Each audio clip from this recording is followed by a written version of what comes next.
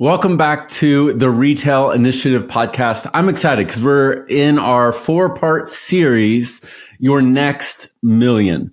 Really like bringing the success of your storefront. Like, how do you take all the things that have led to building a wildly successful brick and mortar business, and how do we transfer that to your online presence? And last week, I talked about the 3 core shifts that you need to make. Your shift in identity, like how we see ourselves as not owning a store that happens to have a website, but seeing ourselves as a brand that can serve our customers wherever they engage us. So we do that through an in-store experience and through an online experience. And in order to do that, like you as the entrepreneur, you have to see yourself in a different lens. I talked about the shift in priority, like really defining what do we want our goals to be, and then reverse engineering and saying, okay, well, what decisions do I need to make differently today in order to get there? And then we started to talk about a shift in experience, the way that we serve our customers online. And that's what I want to dig deep into today. And it's one of my favorite subjects. I'm one of the few guys in the world, like I love shopping. And there's a few stores in Houston that I love, like I shop with on a very regular basis. The majority of my clothes that I'm not buying online come from these stores.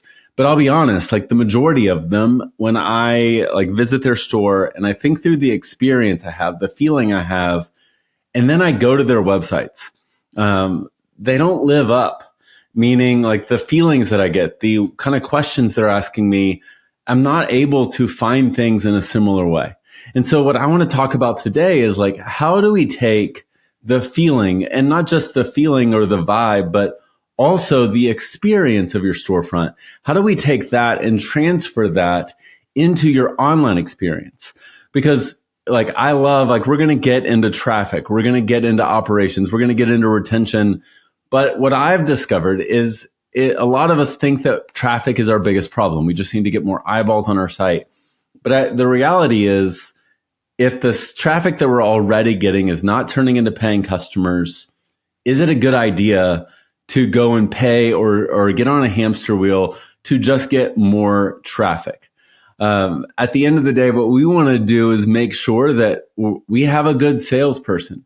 You wouldn't throw some huge event in your store and put on the floor like your worst associate ever. You would never imagine doing that, but that's what a lot of us are doing with our online presence. So instead of looking at just like fancy bells and whistles and quote unquote e-commerce best practices, though I love a lot of those things, I love to look at the store experience, especially like if you're still listening to this, I'm assuming you have a brick and mortar store, it's doing well. So why don't we start with like the human aspects? What is it that makes your brand special? What is it that attracts people to what you're doing? And how do we bring the best of that online? And so what I want to do today is I'm going to walk through the store experience. Like when I visit a storefront, what goes into having an awesome experience? And then I want to talk through, okay, what is the equivalent of those things online? So from when I walk in to when I start browsing around to once someone engages me and we have like a customer service interaction, to even trying stuff on and then ending with the purchase.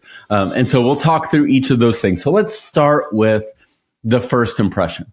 Have you ever, like while traveling, just seen a store, like from the outside, something catches your eye and you are like, hey, I really have to go here. And it's worth dragging the kids. It's worth the pain and the butt that sometimes even just taking the detour can be. And then you walk in and you get that feeling where you're like, oh my gosh, like someone created a brand for me. Like this store, literally, like I could spend a gajillion dollars. If my spouse wasn't here, I probably would be spending way more money because I love everything about what's in here.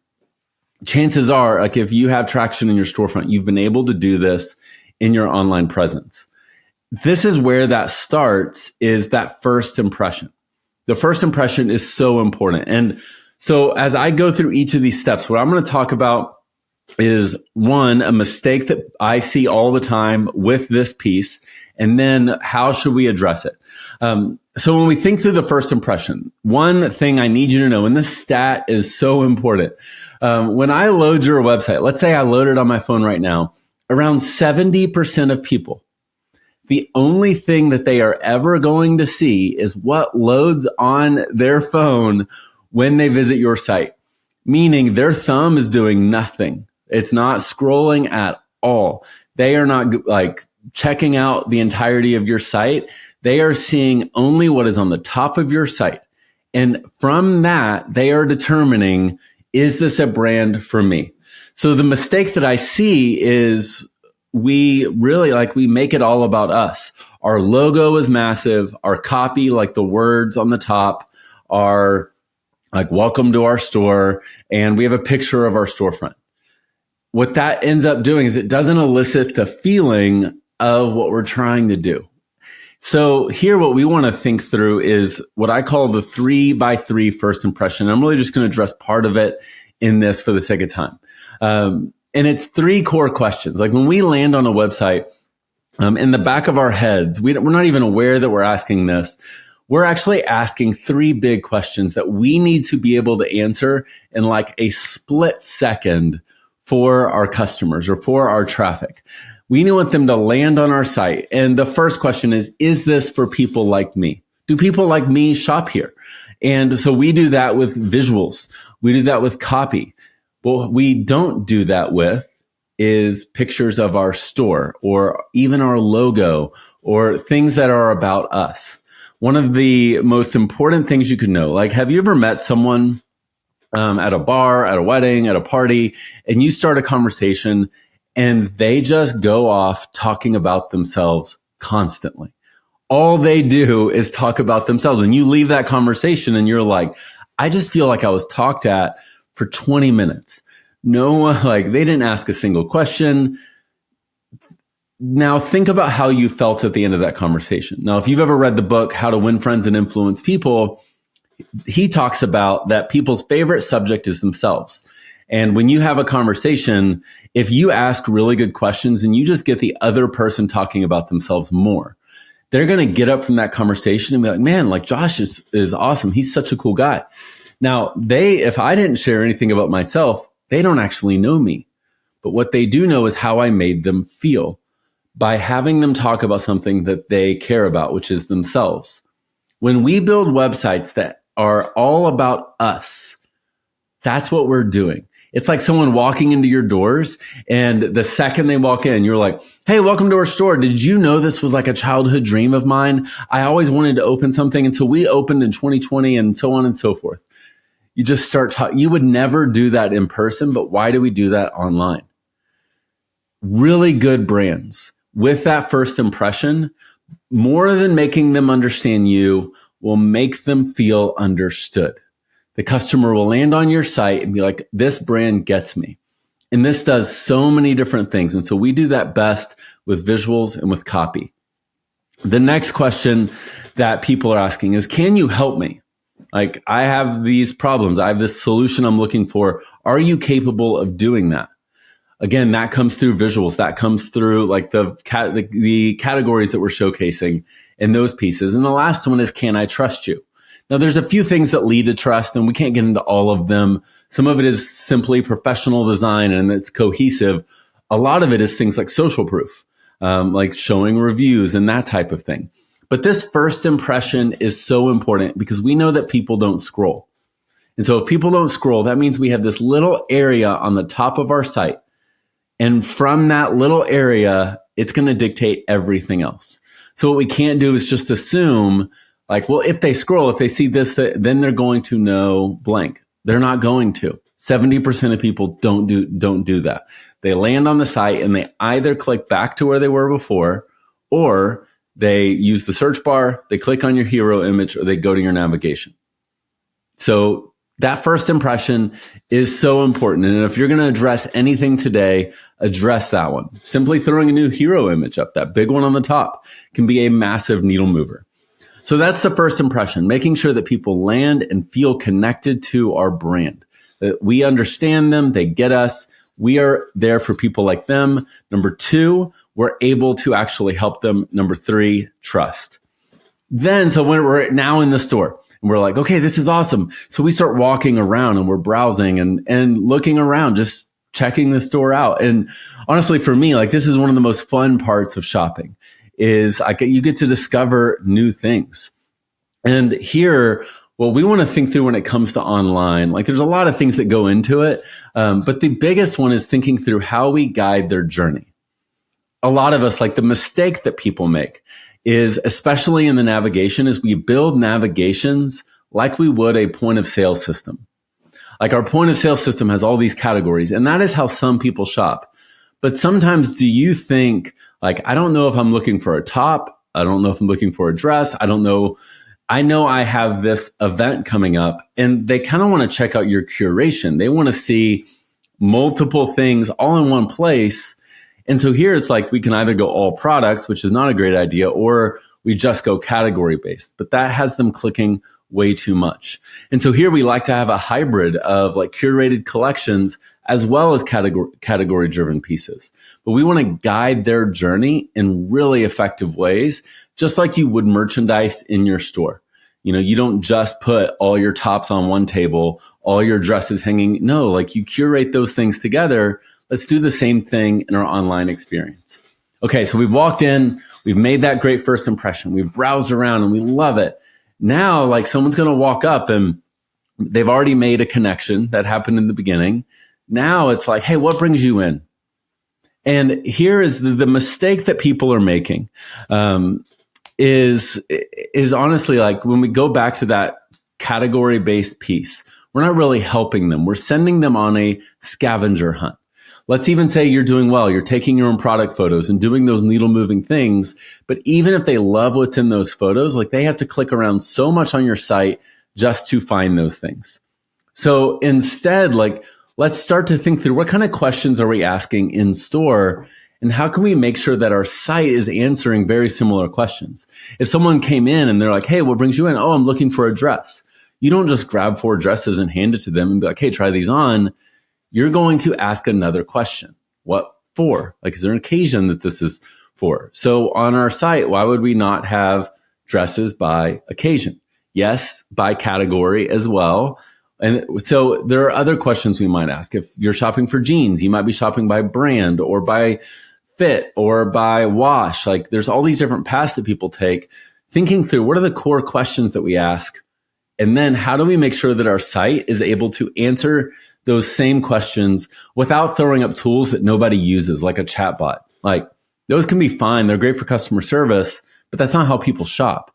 So we want that to just be built intuitively into the customer journey. One of my favorite things in our program is like we do role playing through the store to get to the heart of what those things are. So we aren't just throwing up like fancy bells and whistles or making our navigation far too complex.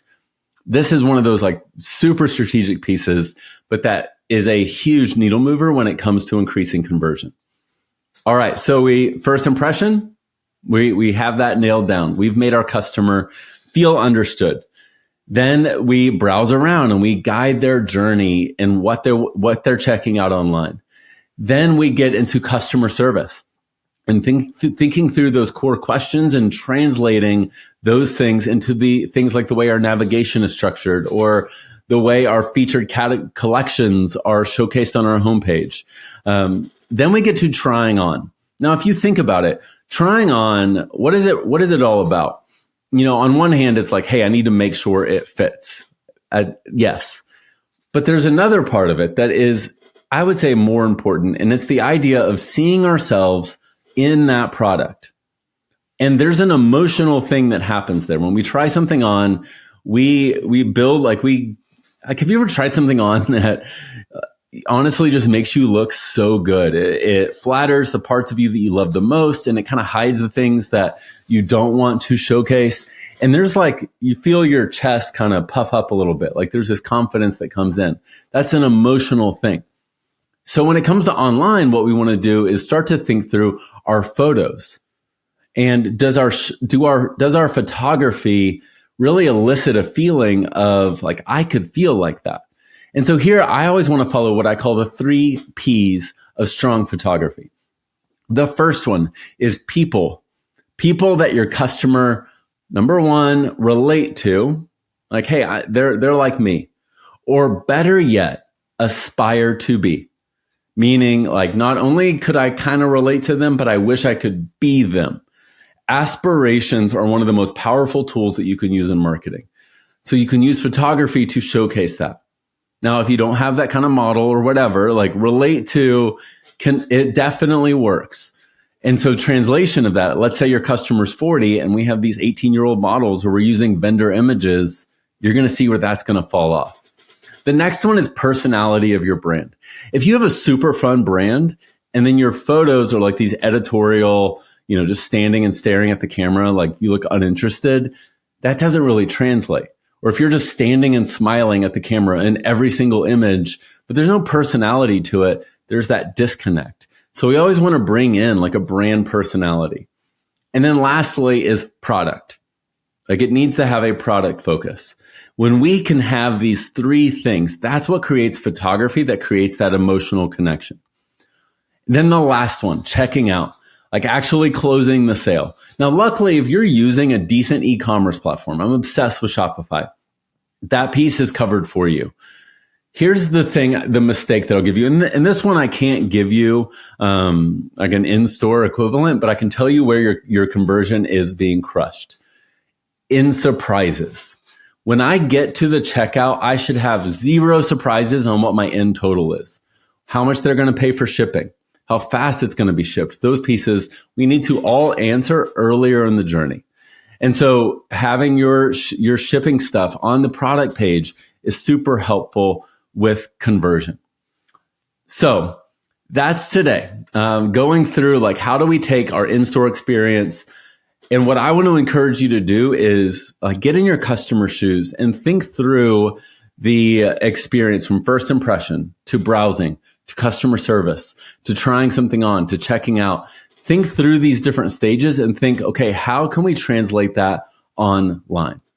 Yes, fancy bells and whistles are cool. All that stuff is great. But instead of looking at that first, let's base it off of things you already do really, really well. So thanks for listening today. I hope that you got some value and some ideas, some things you can start applying to your site. Once you can implement these, next week we're going to get into how do we drive way more traffic to our site? What are the strategies, especially for brick and mortar retailers that also want to drive in-store traffic? How do we drive people to our site in an effective way? Hey, thanks for tuning into this episode of the Retail Initiative podcast. If you want more free resources, trainings, downloads, you can get those at madebycapital.com/podcast. Again, that's madebycapital.com/podcast. And for those of you that are serious and really want to take the success that you've built in your brick and mortar storefront and you want to create that same level of success online, I invite you to schedule a free call with me at madebycapital.com/schedule. Where we'll dig into your business, like where things are now, where you're wanting to go, getting really clear on your goals, and what are the 2 or 3 things that might be standing in the way of getting there. Now, look, if we're a good fit, I'd love to share what that looks like. And if not, my hope is that you leave with clarity on where to focus for you to reach your goals. So again, thanks for tuning in. And as always, leave a review, make sure you're subscribed, and I cannot wait to see you next time.